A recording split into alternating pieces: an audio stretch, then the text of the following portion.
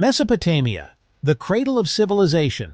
This ancient region, often referred to as the birthplace of human society, holds a special place in the annals of history.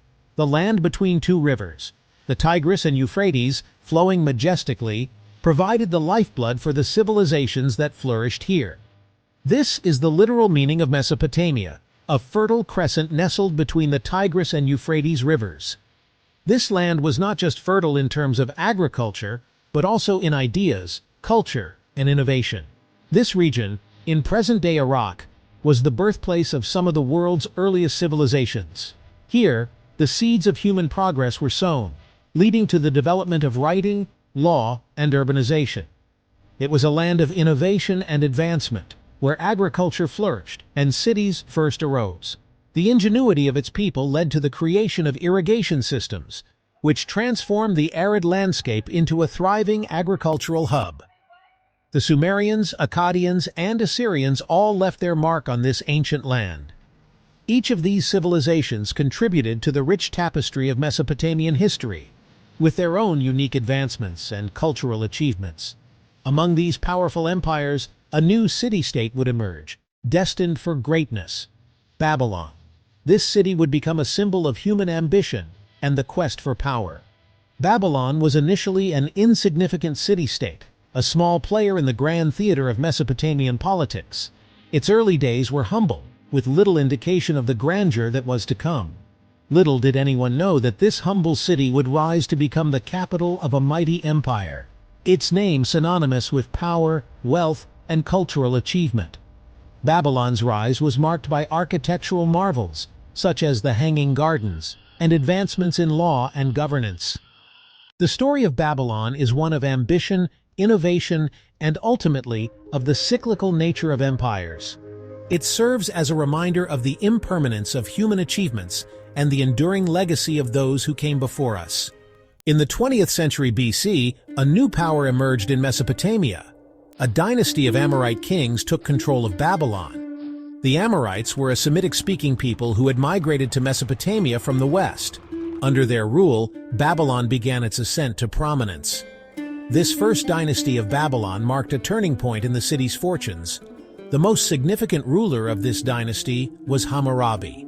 He ascended the throne in 1792 BC. Hammurabi was a shrewd strategist and a visionary leader. He recognized the importance of unifying Mesopotamia under a single ruler. Through a series of military campaigns and strategic alliances, Hammurabi expanded his kingdom. He conquered the powerful city-states of Larsa, Eshnunna, and Mari, consolidating his hold on Mesopotamia. Hammurabi's reign was not just about military conquest. He was also a remarkable administrator and lawgiver. He recognized that a strong and stable empire needed a clear and just legal code. To this end, he commissioned the creation of what is now known as the Code of Hammurabi. The Code of Hammurabi was a comprehensive legal document covering aspects of civil, criminal, and commercial law. It addressed issues such as property rights, family law, personal injury, and trade. The code was inscribed on a massive stele, a 7-foot-tall black stone pillar. This pillar was erected in a public place in Babylon, ensuring that the laws were accessible to all citizens. The Code of Hammurabi is considered one of the earliest examples of a written legal code. It provides valuable insights into the social structure, economy, and legal thinking of ancient Babylon. After Hammurabi's death, Babylon experienced periods of decline and domination by foreign powers. However, the city's destiny was far from over. In the 7th century BC, a new dynasty emerged, one that would usher in a golden age for Babylon. This dynasty, known as the Neo-Babylonian Empire, would restore Babylon to its former glory and beyond. The Neo-Babylonian Empire was founded by Nabopolassar. He was a Chaldean king who rebelled against Assyrian rule.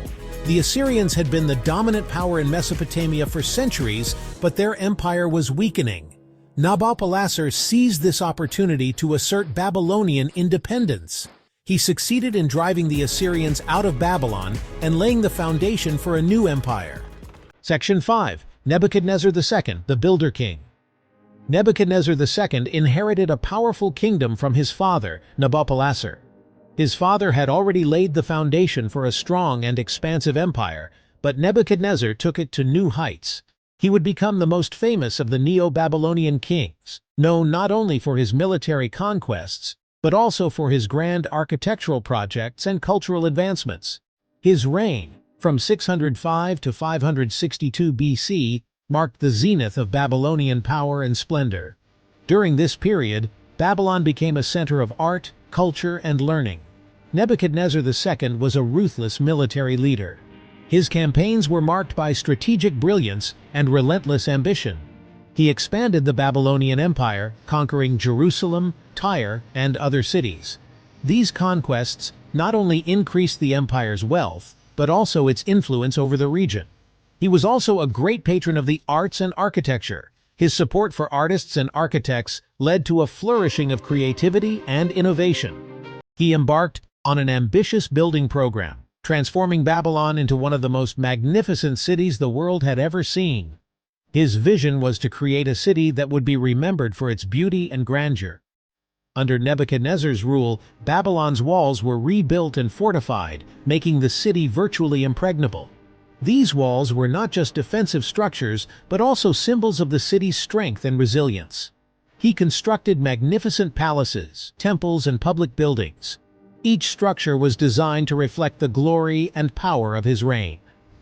He also restored the famous ziggurat of Marduk, Etemenanke, which is believed to have inspired the biblical story of the Tower of Babel. This monumental structure was a testament to his devotion to the gods and his desire to leave a lasting legacy. Nebuchadnezzar II's reign was a time of unprecedented prosperity and cultural achievement, solidifying Babylon's place in history.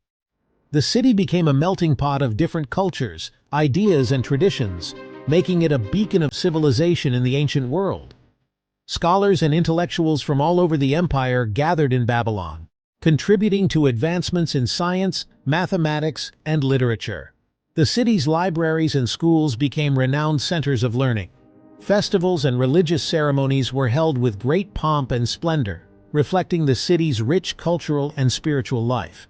These events brought the community together and reinforced the city's identity as a cultural hub. Nebuchadnezzar's legacy as the Builder King is still remembered today, not just for his military achievements, but for his contributions to the cultural and architectural heritage of Babylon.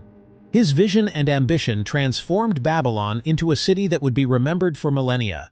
Section 6. Wonders of the Ancient World, the Hanging Gardens and the Ishtar Gate. Among the many wonders of Nebuchadnezzar II's Babylon, two stand out: the Hanging Gardens and the Ishtar Gate. These marvels not only showcase the architectural prowess of the Babylonians, but also their ability to blend beauty with functionality. The Hanging Gardens of Babylon are described as one of the 7 wonders of the ancient world. These gardens were an extraordinary feat of engineering, with a series of ascending terraces that mimicked the natural landscape of mountains. These gardens were said to have been built by Nebuchadnezzar II for his wife, Ametis of Media, who missed the lush greenery of her homeland. The gardens were not only a symbol of love, but also a testament to the ingenuity of Babylonian engineers who devised an advanced irrigation system to keep the gardens lush and vibrant. The Ishtar Gate was another marvel of engineering and artistry. This grand entrance was not just a defensive structure, but also a ceremonial gateway that welcomed visitors into the heart of Babylon. It was the 8th gate to the inner city of Babylon.